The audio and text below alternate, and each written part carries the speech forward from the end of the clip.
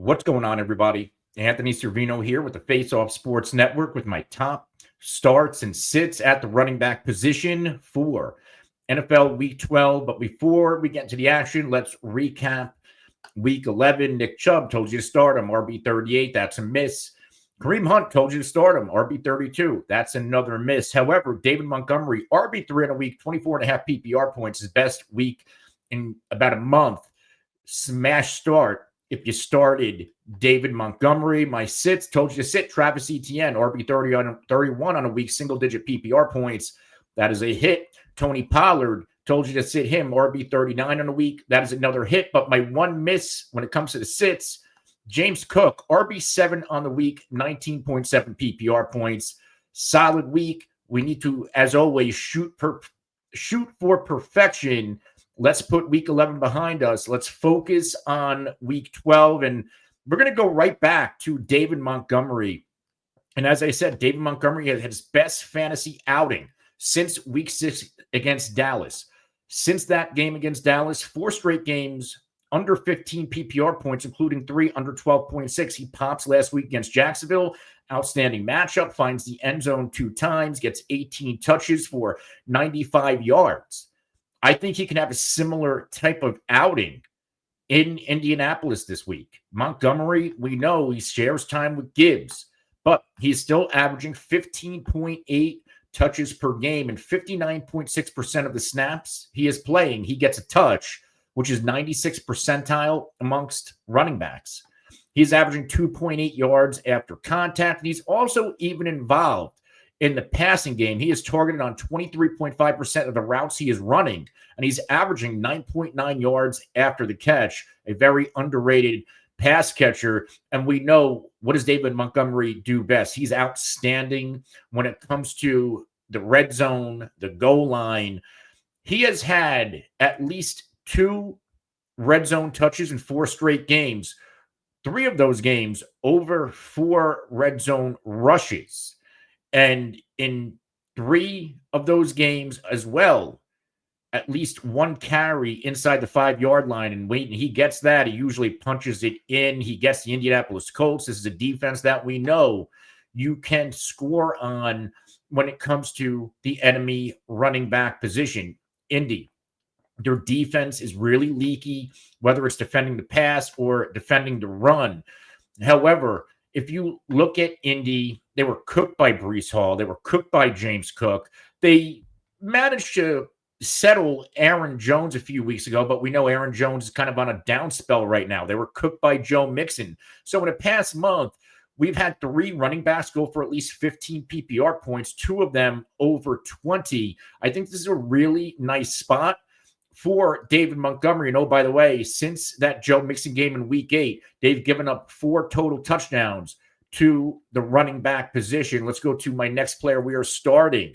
We're starting Chiefs running backs. In fact, I like both Chiefs running backs this week. Now, let's start with Isiah Pacheco. We assume that Isiah Pacheco, per reports, he is fully expected to make his return. Now, he was limited in practice this week, but he is still practicing in a limited capacity, which is extremely encouraging.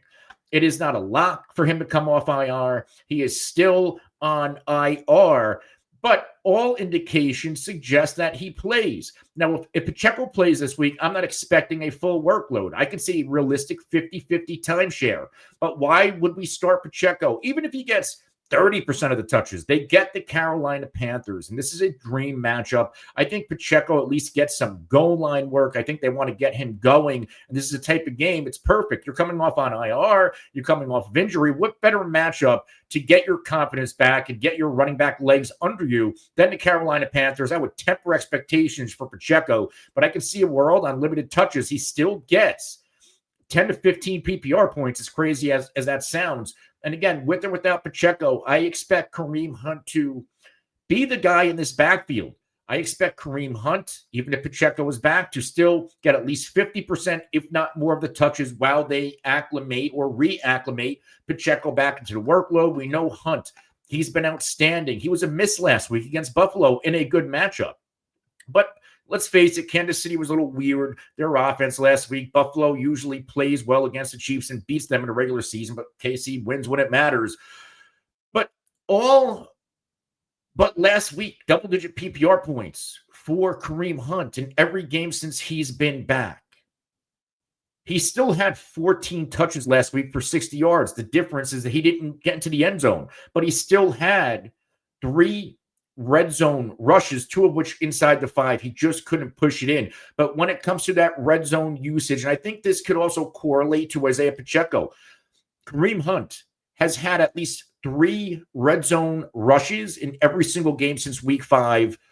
And 3 is the low number. He's had at least 4 in all but one of those games. When it comes to inside the 5 rushes, he's had at least 2 in every game since week 7, and at least 1 in every game since week 5. When they're on the goal line, when they're inside the 5, they want to punch it in with their running back. So I do see a world against this reeling Carolina Panthers defense where both runners are going to get opportunities assuming they are both active. But let's say Pacheco does not return. We know we can fire up with confidence Kareem Hunt despite last week, because Hunt has averaged 21.9 touches per game, 54% of snaps he is playing with a touch. He's averaging 10.2 yards after the catch, even though they don't use him a ton as a receiver out of the backfield. And I don't even know if I have to go into it. We know the Carolina Panthers' easiest matchup when it comes to fantasy running backs. They've been smashed and gashed by everybody this season. 6 different running backs have popped for over 20 PPR points against them. Every single running back, in terms of starting running back, has gone in the double digits. There were even some games against the Panthers where 2 running backs scored in the double digits, which is, again, why I do like Pacheco and Hunt, assuming they both play. Brian Robinson, the final start. Brian Robinson comes back from injury last week, and he does not miss a beat, 14.2 PPR points. But what does this guy do best? He's another goal line guy. 16 rushes, 63 yards, and a touchdown. Also caught his only target for 9 yards.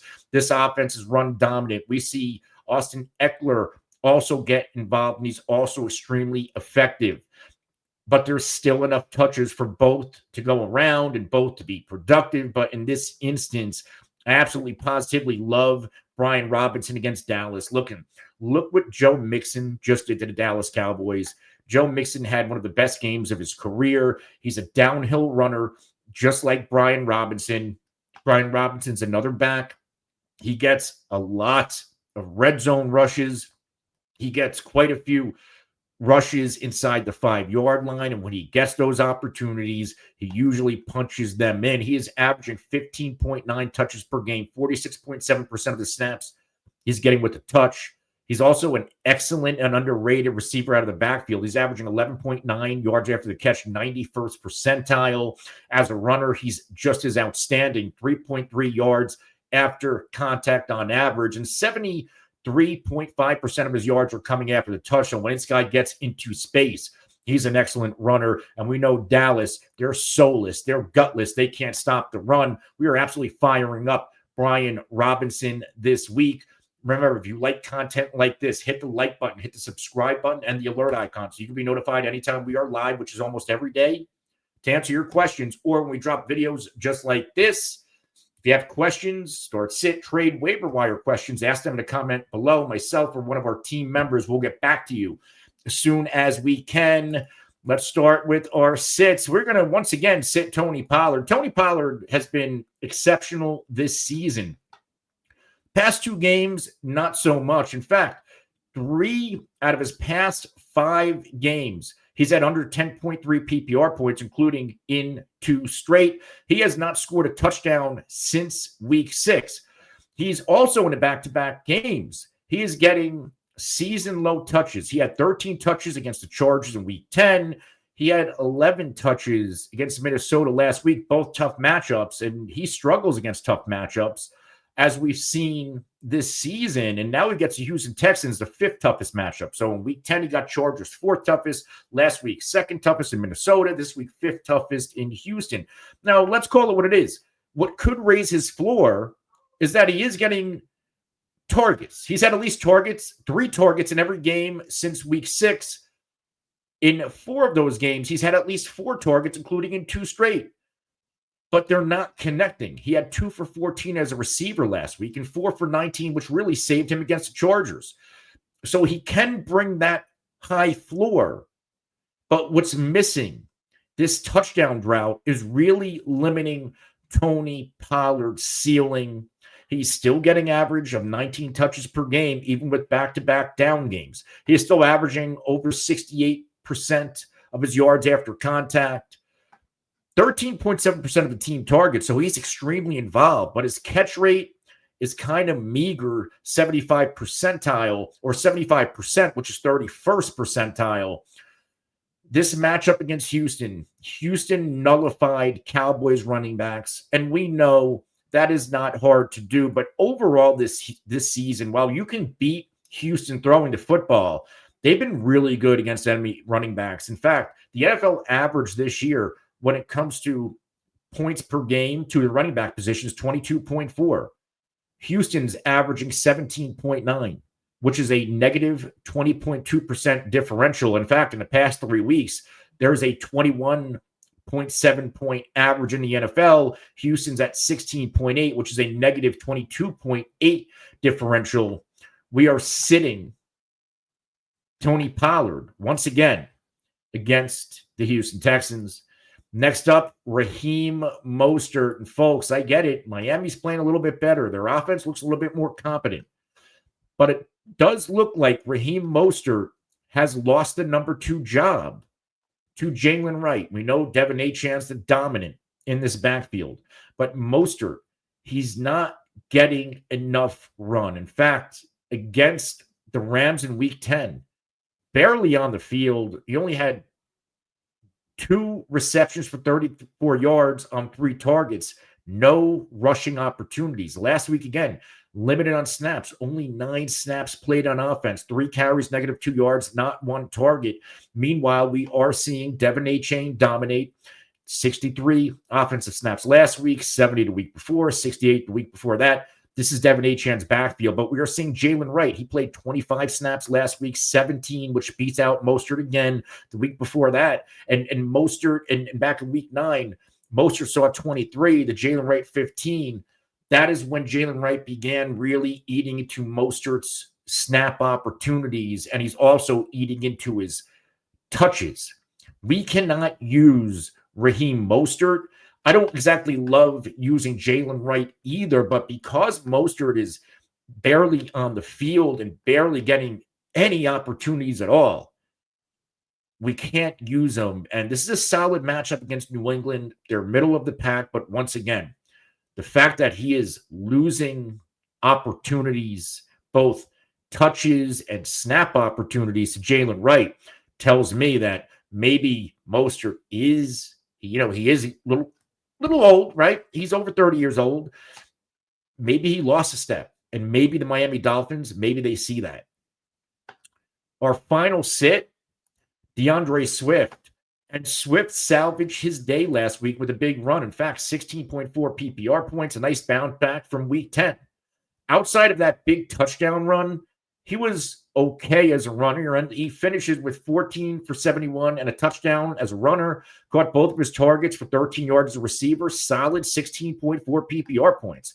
But you take away that touchdown run, he's probably hovering in the single digits. This offense, with the offensive coordinator change, they used more Roschon Johnson. In fact, Roschon had 11 touches, around 43 total yards, and a touchdown. Similar usage to earlier this season when Roschon was a legitimate standalone flex option, which does take some opportunities away from DeAndre Swift. DeAndre Swift, 16 touches last week, his lowest in a long time. Now, in addition to potentially losing some work to Roschon, you get the Minnesota Vikings. They're the second toughest matchup for enemy running backs. And yes, I know, 18.3 touches per game. We know Swift can handle the workload. We know that they can go back to him in that capacity at any time. But he's also not getting a lot of targets. While on the year he's getting 10.7% of the team targets, he's had fewer than 2 targets in 2 straight games and in 3 out of his past 4 games. So he's not getting used quite as much as he was earlier this season as a receiver out of the backfield, which really caps his floor. If he doesn't score this week and he's not getting the pass catching opportunities, we're going to rely on DeAndre Swift, who could potentially, see that 15 to 17 touch range again, rely on yards, and yards are extremely hard to come by against a very stout Minnesota Vikings defense. In fact, they have not allowed a running back to rush for more than 48 yards since week 9. They have also not allowed a running back to score since week 8. This is a very stout defense. In the past 3 games, we just talked about NFL average and points allowed to the running back positions, 21.7. Well, the Vikings in the past 3 games, 8.2 is that number, which is negative 62.2%. This is a really good defense against the run, which is why I am very comfortable sitting DeAndre Swift.